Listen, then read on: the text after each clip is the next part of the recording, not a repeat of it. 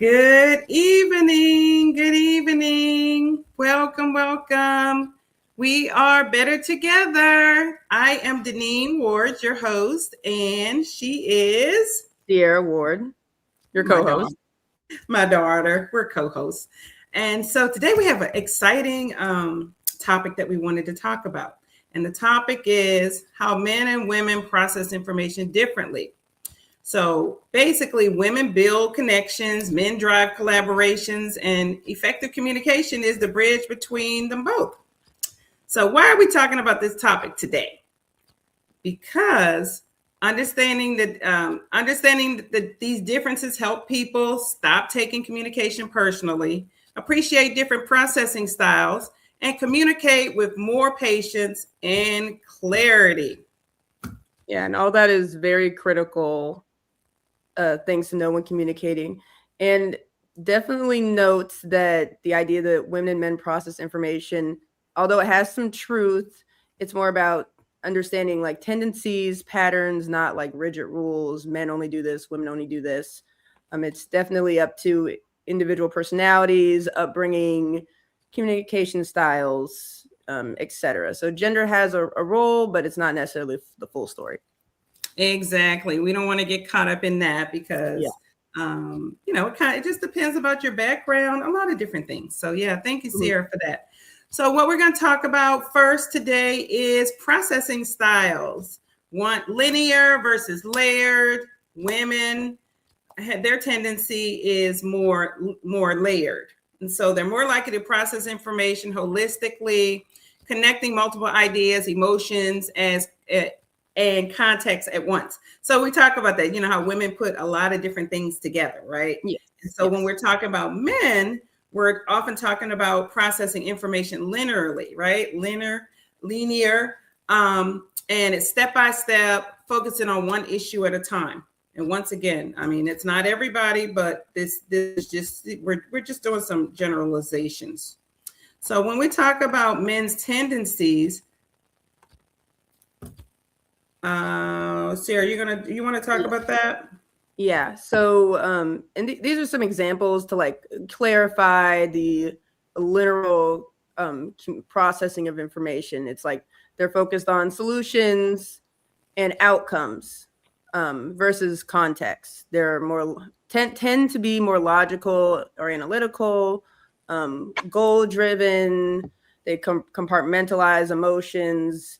And then values efficiency in results. They a lot of times just want to get to the point. That's what a linear process would yield. Something way you could this would sound is like, what's the problem? Let's fix it. What's the next step? Opposed to getting like external like background information. And for women with the more layered processing, there's, like she said earlier, holistic thinking, big picture, along with a lot of fine details in between, processing emotions, along with the information they're receiving, intuitive and reflective. Women tend to be a little more connection driven, exploring the meaning of what's being said in the context. And women tend to be a little more comfortable with complexity and like gray area, opposed to a more black and white thought process. How this could sound would be, women might discuss like, how does it feel? Let's talk through it. And then may need to process things out loud, opposed to thinking about it internally and just saying an answer. Right. That's good, Sierrah. That's really good. Yeah.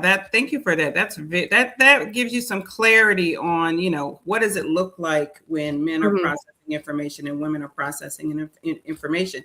And then there's some strengths, and then there's some things to watch out for in each one of them. So I'll talk about the men, and Sierrah, you can talk about the women. So some of the strengths in men processing information, the way that they process in the linear way, is that they get things done. They get things done pretty quickly. And that's what you want. I mean, when the situation comes up, that's ultimately, we all want to get it done, but men have a tendency, based on the way that they process the information, they can get it done pretty concise.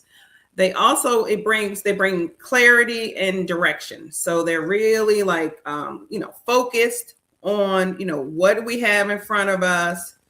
let's work this thing, right?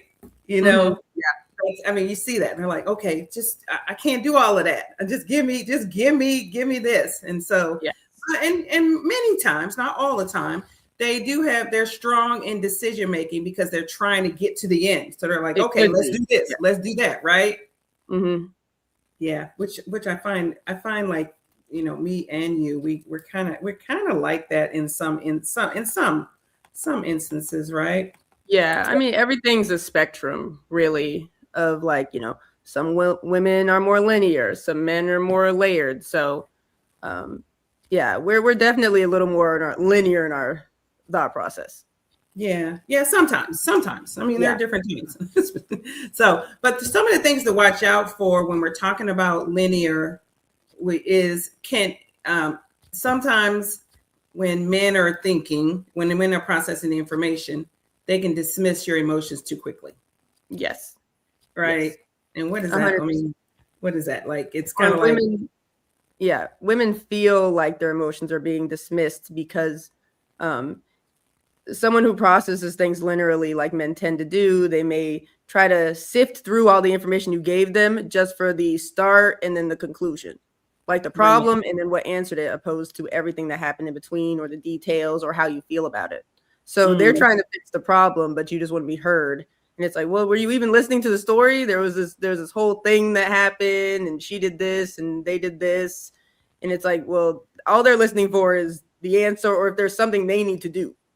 And when we, like what we talked about, I think we talked about this last week, there's so many other factors to consider other than exactly what I'm saying or what, you know, what we're talking about. I mean, look at my body language, you know, how am I responding to it? So, you know, read the room a little bit.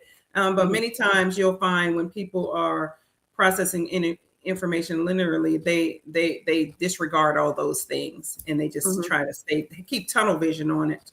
So, Sierrah, okay, let's talk about the women's strength, you know, not just women, I mean, obviously the layered strengths. That's what we're going to say. Yes, exactly. A strength could be like building deeper relationships. I mean, we've seen this today, how there's like a male loneliness epidemic. I think men tend to struggle with building connections, where women, the way we have layered communication, we get deeper quickly with more people more often. And that's part of the layered processing. Also like seeing nuances and patterns. And then strong emotional intelligence comes, I feel like it's more associated with layered thinking, although you could definitely be emotionally intelligent and being more linear in your thought process. It's just that dismissal of emotions that could come from that.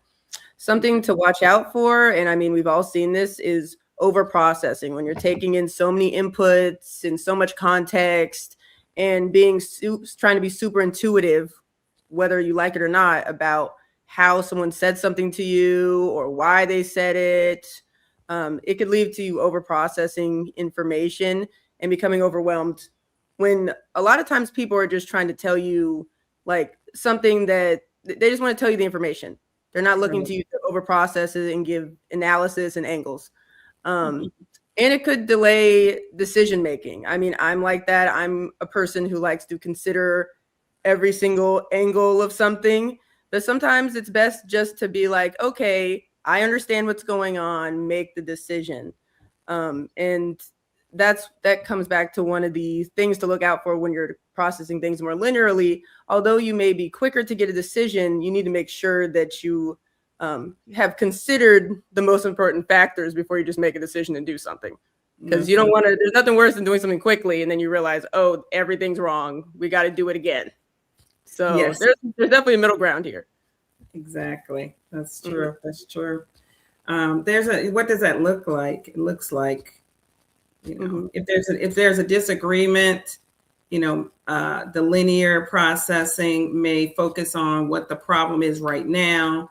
And then the layered processing, you know, may connect it to past experiences, tone, emotional context. So these are all the things that, you know, women are more likely to consider. A lot more things like, we got to think about this. Let's think about that. Let's think on the men. It's like, no, look, we got a flat tire. Let's just do it. And the woman's like, are we sure we got all the tools?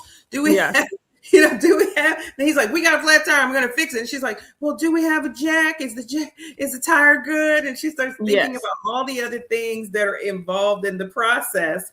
And he's like, he already got his end in sight. Right. Yes. And so, I mean, we've all seen this in, like, especially in relationships when you're trying to resolve conflict. Like, you'll come into a situation where the man is discussing literally what just happened. And the woman may come in with all this extra context and details about something that happened last week and how they feel about it. And, like, what happened the other day and things like that. And a lot of times men feel like she's been building a case against me this whole time, when it's more so just like, that's just how we process information. Like, we often don't just see that one end point. It's a buildup of other things. So that's definitely a part of it. Yeah, no, exactly. And I think that, that's a good point when you start thinking how people think you're building a case or you're keeping score. You're keeping score, right? No, you're not keeping score. What happens is, when women process information, they're connecting information. Their information is connected. So when men are processing information, each one of their thoughts are individual, right? Yes. And so they're thinking about this, and this thing is over here. Whereas though for us, we're thinking about this, and it's connected to this, it's connected to that. And so we don't feel like we can move forward without considering those things, right? Yes. And we want to make sure that they understand how all those other things led to this in our minds. Like, it's like, it's not just the trash not being taken out, or it's not just them leaving their shoes on the ground. It's like a buildup of all these things. But I 100% could seem like you're like been building a case. It's like, man, has she just been writing down every negative thing that bothers her about me? And then you're like, well, I can't fix the past. I can't. It's like, why are we talking about the past? So that happens all the time. But that's a whole nother. Oh my God. Yeah. We're going to talk about that another time for sure. Yes. We'll definitely need to talk about that. But then another thing that we're thinking about when we're talking about men processing information versus women is the communication purpose, right? Yes. So men often communicate to solve problems and reach conclusions. And then women often communicate to understand, connect, and to be heard. Right. And so that there's like, there's some conflict right there, because if, I just want to solve the problem, tell me the problem and I'll solve it. And women are like, wait a minute.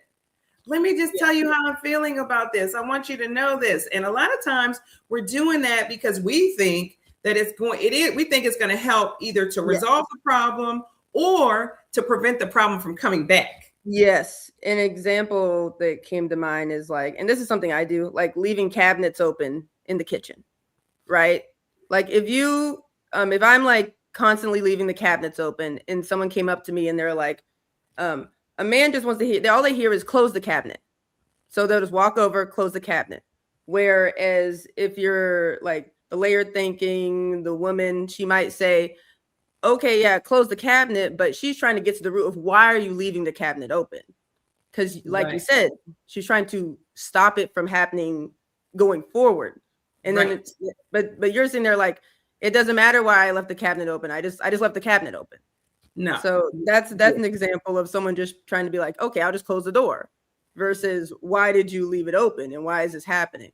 Yes. And most of the time it's a pattern, right? We're seeing a pattern or something happening, and we want that pattern to shift into something else, right? And so so that's why we're kind of digging into it. And they're like, why are you asking all these questions about this thing that has nothing to do with anything? Well, it really does, because this is what I'm hoping to do. And unfortunately, you can't just tell a linear person, you can't just say, well, I'm trying to figure out why you are doing this, because they don't get it, because they don't. And they haven't thought about. They haven't thought why they're doing it. Because even myself, like when I leave the cabinet open, I'm not doing it. I don't have intent. I'm just doing it. That's just something I need to stop doing. So a lot of times it doesn't help to actually dig. I just need to make a concerted effort to not do it again. And that's it. Well, yeah, and you can't keep nagging people about those things, because the way that they see it is very different, right? So what most layered people are trying to do is they're trying to get you to see it the way they see it. Yeah. Right. And you kind of do, because if I'm seeing it this way and you're seeing it that way, we're never going to get together on it. So you have to find ways to try to figure out where that person is. And once again, we start thinking about tone. We got to think about, what did they do, what they've been doing all day. We got to think about how they're feeling. We got to think about all these different things, because if you come at people, we talked about this last week. If you come at people when they are not prepared to receive it, it's going to create some conflict, right? Yes. So yeah. Okay. So the reason why we need to just talk about why they do some of the things they do. The men offer quick solutions, right? Yeah. And women may want to talk it through. Yes. Right? They want to talk through it. It's like, I think women want closure for all of it. And clarity. They want clarity and closure about what's going on, why it's happening. And men just want it fixed, whatever the problem is, gone. That is 100% what's going on. And I think, honestly, and I'm going back to my whole cabinet example, a lot of times the person who's trying to get context and trying to like retroactively fix where this like cabinet leaving open thing, it's like a lot of times it's not just like a childhood trauma that is leading to me leaving the cabinet open. It's just like, you kind of have to just accept that people are just going to do what they're going to do. Right. And sometimes you can't communicate your way to fixing it, and you can't context your way to fix it.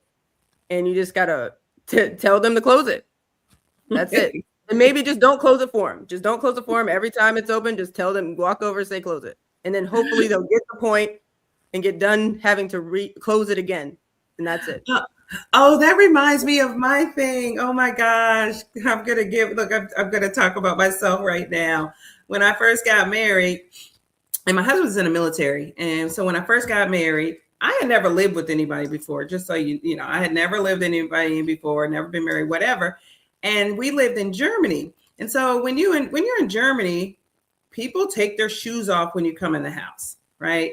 So I come in the house, come from work, take my shoes off and put my shoes nicely by the door, and then go into the room and do whatever we're going to do, maybe change my clothes and get ready to go out and do whatever I do. So I change my clothes, get ready, go out, do whatever I'm going to do, and put on a different pair of shoes. Go out, come back, take the shoes off, put them by the door, nice and neat. So now I got 2 pairs of shoes by the door.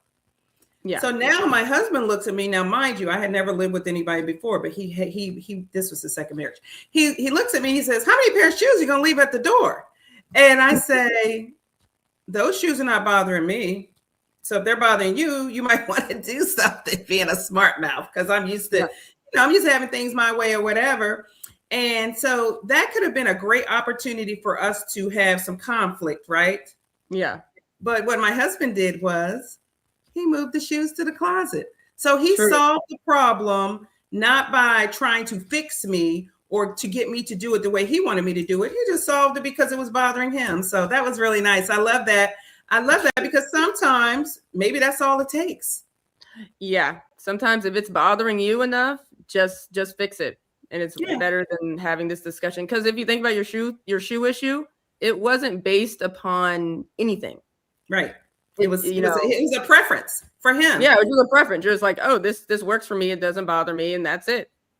Well, I mean, ultimately, guess what happened? When he kept putting them away, I started putting them away. So there you go. Sometimes, sometimes it works and everybody's happy. Somebody might grow. Somebody might change their habits or whatever. So that was just one of my examples. I remember that so clearly on that. So yeah. Anyway, thanks for sharing that, Sierra. That's kind of funny. Okay, so the next thing that we're going to talk about, Sierra, you're going to take that about processing speed and reflection. Yeah. So another difference is in processing speed and reflection. Men, like we said earlier, men may respond more quickly, especially when focused on a specific task or solution, when it's like really dialed into what they need to do right now and the steps they need to get there. They are quickly to respond. Whereas women tend to take more time to process because they're considering more variables, like we're talking about the strings that bring things together, the associations. It's kind of like those crime scene shows where they have like a photo here and a photo here and they're stringing things together. Like that's how a layered processor is thinking. So I feel like I see this a lot at work specifically. Like you'll be at work and the men there are, someone will bring up a problem or a task. And the men typically are a little more willing to immediately say, yes, I can do it, or offer a solution when they have never, and a lot of times it's something they've never done that task and they haven't really thought about it much about how it's actually going to work. They're just like, I'm just going to say, yep, I'll do it, and just give it a go. And then like fail in the behind the scenes and then take, and then it's like, it either works or it doesn't. Whereas women, we're like, we want to ask a follow-up question. We want to ask, has anyone else doing this? How was it done before? Has anyone else here done it before? Like we'll start like looking into the details to see if it's something we think we can feasibly do. Whereas me, like the woman in the situation and the man in the situation probably have either the same amount of knowledge or ability to complete the task. It's just one is like considering all these variables and the other one's like, oh, just give me the Excel and I'll look into it. And they have no idea.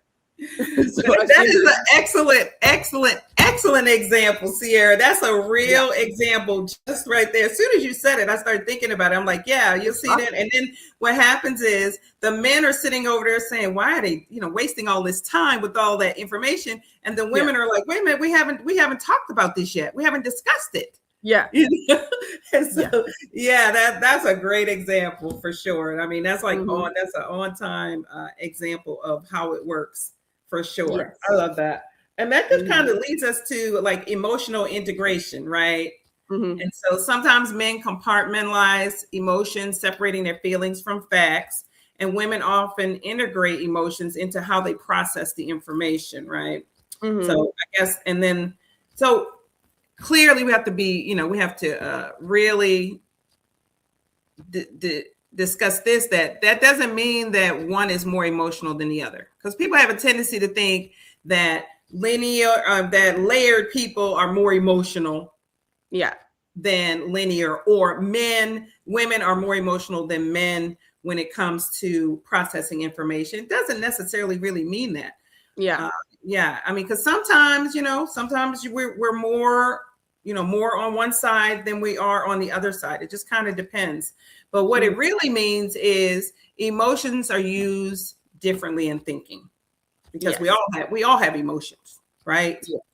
Yes. And so, Sierra, you want to talk to us about emotional intelligence? Because that's a big, every time you turn around, people are talking about, oh, I want somebody that's emotionally intelligent. I want somebody, and then you're just like, what are you talking about? What is that? A lot of people don't understand what emotional intelligence is. And from what we've been talking about, you can make assumptions about, women are naturally more emotionally intelligent, or men are, based upon because, women tend to put their emotions into their thought process more like, that's a specific part of their thought process, whereas men compartmentalize it. Like, it's like the emotions are over here, the logic and reason and what they need to do is over here. But either can be very emotionally intelligent. Like, you can have a layered processing and be the most emotionally unintelligent person that's ever existed. And specifically, emotional intelligence is the ability to recognize, understand, manage, and respond to emotions, both yours and others, in a healthy way. This shows in ways like being self-aware, being able to regulate. When you're angry, do you throw a chair at the window? When you're sad, do you crash your car? Like that's usually like those are things. And really you have to understand, like, someone who's emotionally intelligent is someone who understands what motivates them, has empathy for others, and could have like social skills. I mean, you can have social anxiety and still have empathy in social situations and listen and try to communicate effectively. Mm-hmm. Also, people who are emotionally intelligent like tend to handle conflict better, generally communicate more effectively, build stronger relationships, and can lead to making better decisions under pressure. And looking at these things, I mean, you can naturally make associations between certain aspects of being emotionally intelligent and like linear or layered processing. So that like that's a broader umbrella than just, you know, how people process information. Yeah, no, absolutely. I think, yeah, that's like a buzzword, you know, today Yes. everybody keeps talking about emotional intelligence, you know, and Yes. you're just like, and so I'm glad you brought that out, because I think that people want to know. I think people really want to know, you know, what that is. And so now Mhm. when somebody asks you, are you emotional intelligent? All you have to ask yourself the question, are you self-aware? Are you a Mhm. person that knows, you know, how you're feeling, how things make you feel? You know, Mhm. are you that person? Do you know how to self-regulate yourself? Do you, how do you control your responses? Right? Yes. How Yes. do you do that? Mhm. You know, what's driving you? Know what your motivation is, what's driving you. And then Mhm. the empathy, how do others feel? Do you need to be concerned or consider how others feel? So, Yes. and then the social skills is, how do I handle relationships? Yeah. Right. And Mhm. so, those are the things that you need to ask yourself if you want to know if you're emotionally intelligent, right? Mhm. Yeah, because that's the Yeah. question. Because some people, I'm emotional intelligent. I want somebody emotionally intelligent. Well, I mean, here's some specific guidelines on some of the things that you need to Yeah. think. But something about the back to the emotional integration with like men typically compartmentalizing emotions versus facts. And we talked about this earlier, how me and you tend to lean a little more towards like a linear thought process. I Mm-hmm. had a mentor at work once where we would go on teams and we'd have our little one-on-ones, and he would ask how I was feeling. And then every time he asked what I was feeling, I would go into what's going on at work, like the tasks I'm doing, or Right. what's like it would never. And he would say, he was like, well, you didn't even say what you're feeling or how you're doing. Like I asked you how you're feeling, and I just went down a list of things that have nothing to do with emotion or Right. how I'm feeling.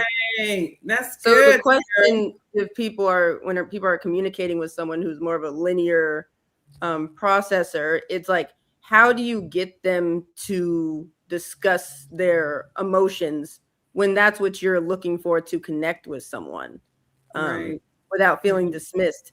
And I mean that's a very good question, and it's probably just like a certain line of questioning that specifically talks about, you know, emotion or feeling, or maybe like explicitly sharing how you're feeling to get Mhm. them to bring up how they're feeling, instead of assuming that you're going to get their feelings when you're asking them questions about something. No, that's so true. That's really true about that. That people do that. I Hmm. mean, I get that. I get this a lot. How about Hmm. in the mornings when you come to work, you say, "How are you doing?" And people say, Yeah. "Good morning," right? And Or you're just thinking, good, yeah, fine. you say good morning, and people, and then for me, I'm like, no, I asked, how are you doing? Hmm. And so then people go, oh, but people just naturally do that, their natural responses to things. Or, hi, and I say something like, how are you feeling? And they'll say something like, they won't say how they're feeling. They'll say, they'll talk about, what they're doing. It's kind Yeah. of like somebody says, who are you? And then you start telling them about what you do.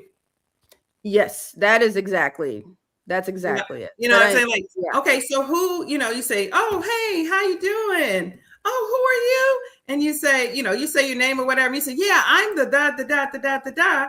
And a lot of times people don't want to know what you do. They want something about you. They want to know about you. They don't want to know what you do. I think the issue there is, do they really want to know something about you? Because when people are asking, how are you doing? They're doing it as a pleasantry. A lot of people are not actually wanting to know what happened to you that morning or what's been going on with you recently. And I think as a society, we've just adapted to knowing that, oh, if it's just like if you're going to order coffee, they'll, oh, how are you doing?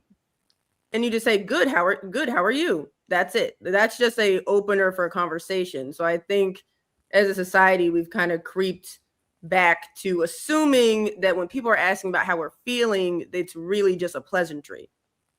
Well, that goes back.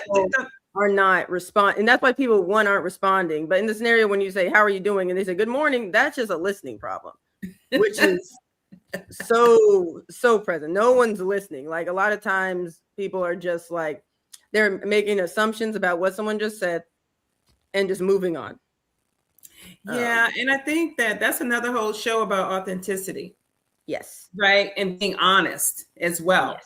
And just like you're saying, a listening issue and a consideration issue. They're not considering you. They're just going through the motions. They're doing what they do. They're not even considering you. So I think that that is something to think about when you're talking to people. Are you considering the person that you're talking to?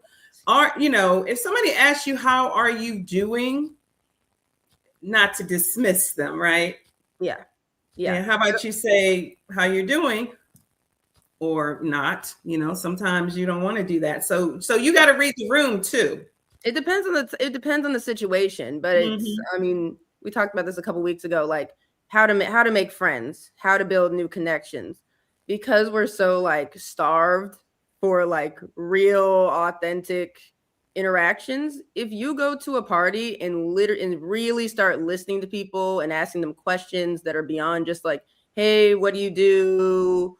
Where are you from? Like people who are also interested in connection latch onto that. Of course, you're going to get people who are like, oh, I was just here to get my drink and I just wanted to fill space for a little bit. And you're going to get those people, which is completely fine. But if you can, like, that's a good way to build connection really fast. Sure. Yeah, that's true. That's funny. The whole workplace thing is just really interesting to me. It's crazy. Yeah. It's crazy. Yeah. I mean, you know what? Yeah, workplace is a playground for communication woes and schemes. Adult playground for all our communication issues. It all comes out because you're forced to interact with these people and you need everyone to get things done. It's like, it's unbelievable. If you sit at work and you really start like soaking in what's going on, like specifically with the answer about people who are more just like, like what's the conclusion? How do we fix it?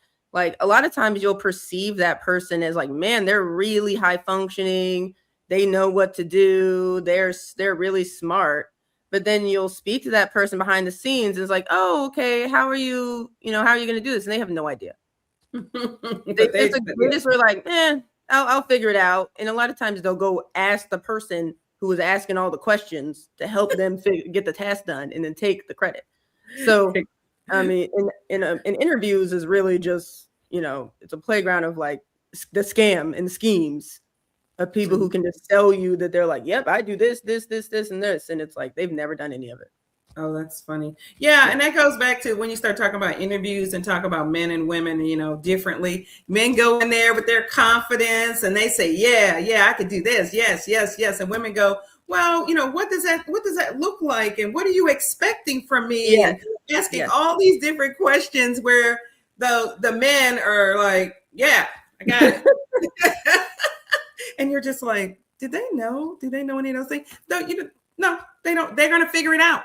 They're going to cross that bridge when they get to it. They're going to figure it out, or they're not going to figure it out. And guess what? You're probably not going to fire them. Nope. So there you go. Get in the door, guys. We need to be more. Get in the door.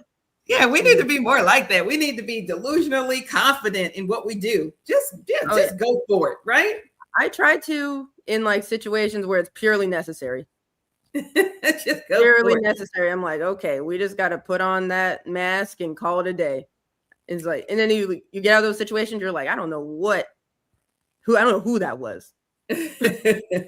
Well, I mean, you just recently experienced that, when you went to like some job interviews. I mean, your approach before as opposed to your approach now is different, right?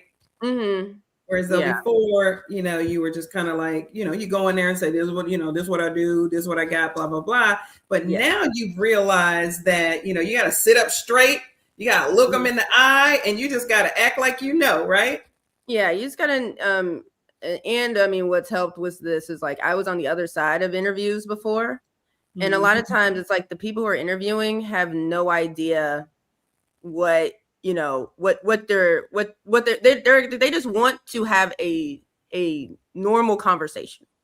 Like if you just go in, sound really self-assured, have an answer to the questions, they're like, oh, okay, cool. So you just got to be really clear about it. But sure, that's the whole thing. Sheree Miller, she said some people are good talkers with no action. Sheree, we talked about that last week. That just because you're a good talker does not mean you are a good communicator, right? Yeah. So you got the gift of gab, but you're not communicating. So we talked about that last week. Look at her. Go ahead. Our society is built for those people to succeed. That is how it is. It is not built for, especially like our corporate structure. It is not built for people who are emotionally intelligent to get far. It's built for people who are just learn the game, know how to like present a certain way, know how to say what they can to get by. Those are the people it benefits. So unfortunately, we all have to learn a little bit of that to be successful. Yeah, we're talking about that back. Like, we talk about our leadership, and our leadership, they got the words, they got the talking down. Yeah. That's what you would say. They got the talking down. So that, they got that part. Huh? Yeah, that's all of them. Yeah, that's every single politician, all CEOs, every single one. Like people remember Steve Jobs. No one knows about Wozniak, who's actually the brains. Like no one knows. Get the talking. Yeah. That's so true. That's so true. So we have to be careful about that. We need to make sure that we need to make sure the actions and what they're talking about line up, because people will say certain things and then their actions do not line up. I mean, I have an example on that. Somebody like, I'm a Christian, I love the Lord and everything. And people say, oh yeah, I'm a Christian, I love the Lord. And I go, well, where do you go to church? Well, I don't really go to church. And I'm like, okay, well, that don't really line up. That doesn't line up for me. That might line up for somebody else, but that doesn't really line up for me. Or, I do this. And yet I don't see you doing any of that. Or here's one. This is one. This is one. I think everybody can relate to this one. I want to lose weight, but I refuse to stop eating, and I refuse to go to the gym. Yeah. Actions don't line up with your words. Or once again, I'll say another thing, and then I'll move on. I want to be debt free, but I won't stop using my credit cards. Yep. Actions don't line up with the words. No. So anyway, I digress. I'm sorry about that. I just had to throw that in there. So I guess the next one that we're going to talk about is internal versus external processing. And so men are more likely to process internally, thinking before speaking, kind of sometimes. Or if they are pushed to speak quickly, they may say things that are not relevant to the subject. And I want to stop right there for that. I was thinking right there, because a lot of times women, we will push men to give us an answer. I need you. Let's talk right now. Let's talk right now. Well, he hasn't processed the information, so he starts giving you like gibber jabberish. He's like, you're saying, I need an answer right now. And he'll give you an answer, and the answer is not an answer that amounts to anything. And so it's really important for us that when we're dealing with a linear person, man, most of the time, that we give them a chance to process the information. So if you need an answer from me, or, if I did something that you don't like or whatever, just tell me, say, can we, here's what I need. Here's my information. Yeah. And we can talk about that when you're ready to talk about it. Give them a chance to process the information and to think about it, because if you come at people like right now and they haven't processed it or anything, it's not going to be productive. Yeah. And like something I've seen from this, like this actually cleared up a lot for me. I assumed like you'll speak to men and they'll bring up a really big decision that they've made, and you've never heard any of the pre-discussion about it. It's just the final big decision that they're making, right? Right. In my mind, I thought, man, they must have not thought about this at all. They haven't considered it as aggressively as they should have. They haven't thought about this. They haven't thought about this. But this cleared up that it's like they could just be internally processing it, keeping their cards close to their chest, considering it on their own time until they get to the final decision that they're bringing up. Now, the danger of this is if you're in a relationship, or even if you're making big decisions at work, if this is how you're operating, you're assuming like you're not bringing people in to that decision if other people have to be considered. Of course, if no one has to be considered, it doesn't matter.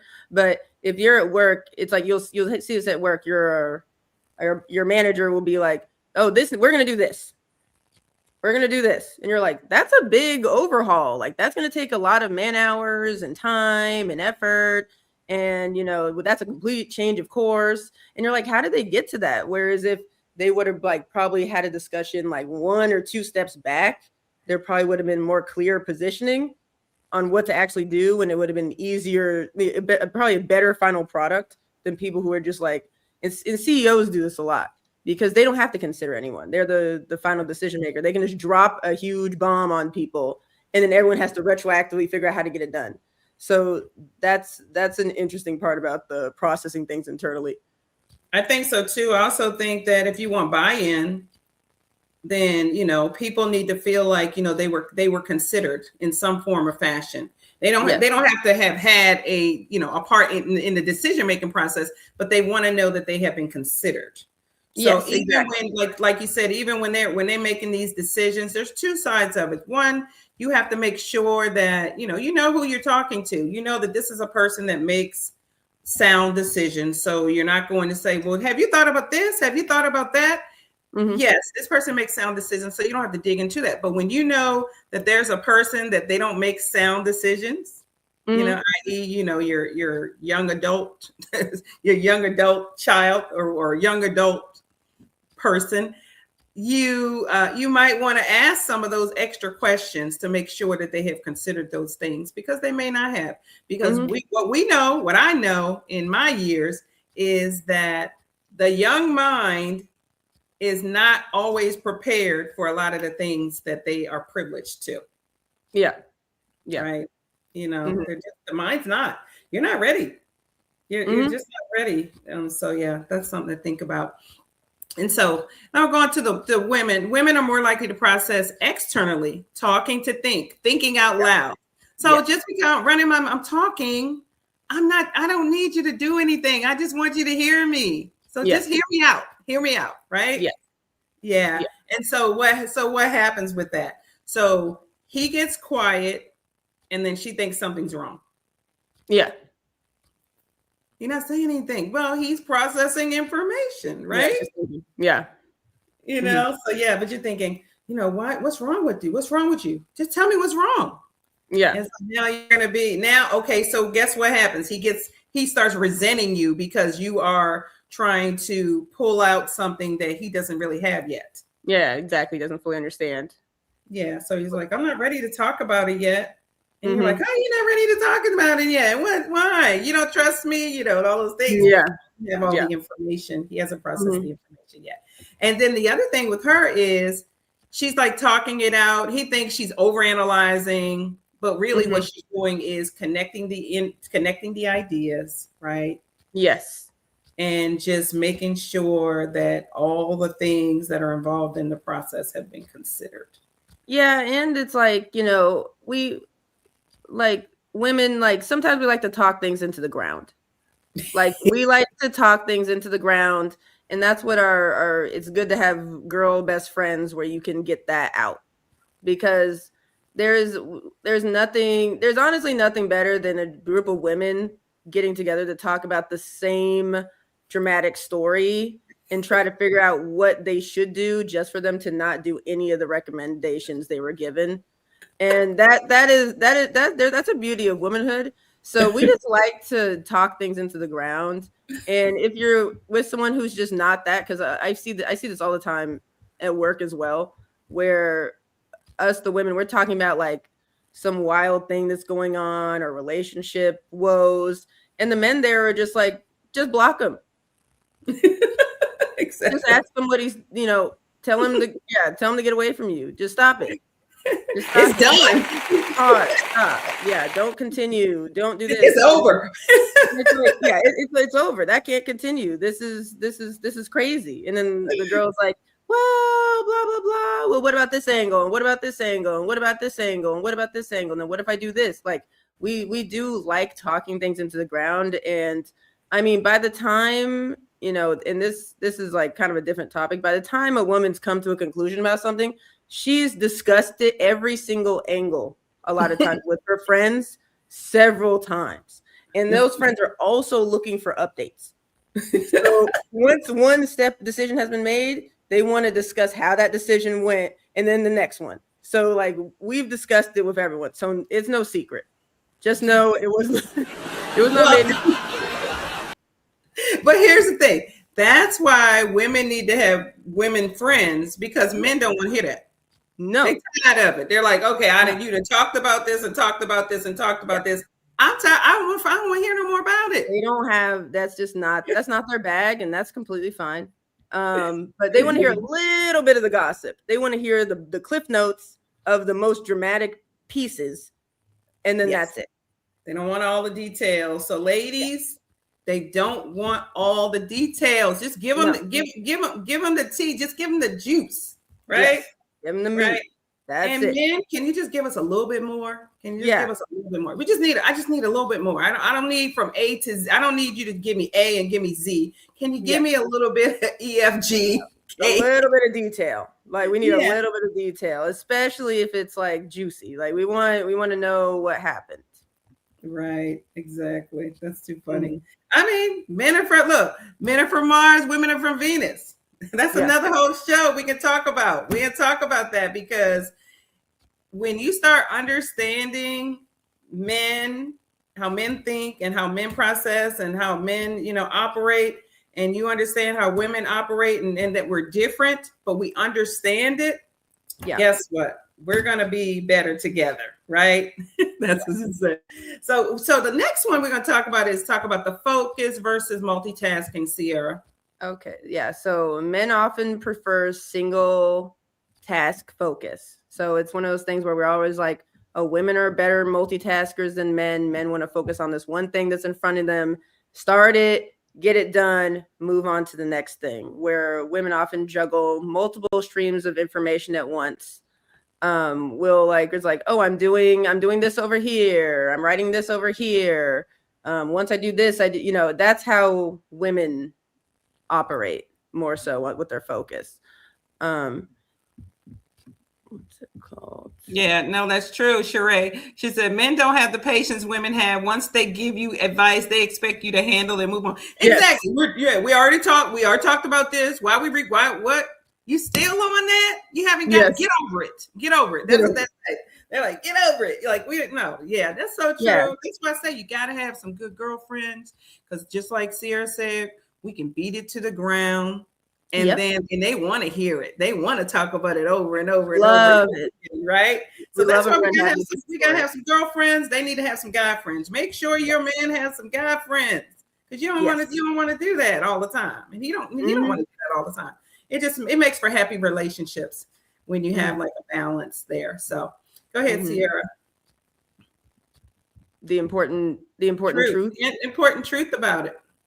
Okay. Like, yeah, the important truths of all of this really is that, like I said earlier, these are general patterns. They're not rules. They're just good ways to try to like understand what's going on with, how people are processing information.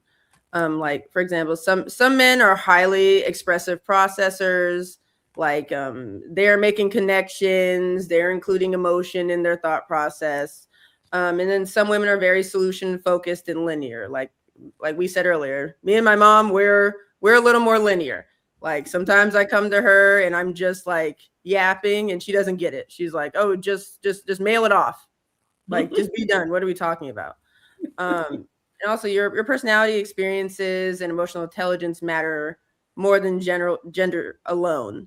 So you can't just assume that, oh, this guy's a man, he's gonna process information this way. A woman, similarly does the same thing. Um, Something to consider is, oh, it's like he's not ignoring you, he's processing internally. So those are some good kind of like therapy speak. And it's like she's not overreacting, she's processing out loud, which is Right. so funny. Exactly. And see, the goal is not to choose one way or the other. The goal is not to choose to be linear or be layered. It's a balance, it's a balancing act, right? Sometimes you decide and act, sometimes you feel and understand. And together you can understand deeply and then act wisely, right? The best outcome happens when you create space to be heard and the others bring direction and resolution. So the bottom line is we are better together. And that's a wrap for today. So I wanted to just kind of remind you guys of our shows, our other shows on Mondays. We have another show on Mondays, The Corner Truth. On every other Tuesday, we have a health and fitness. On Wednesdays, we have the original Legends of the Past and the Future. That is the meat and bread. That's the meat and bread. Potatoes. Meat and butter. Potatoes. Meat and potatoes. Okay, that's the meat and potatoes of the show and the foundation. So tune in on Wednesdays, 8 p.m. I'm actually a co-host on that, so I would love to see you guys.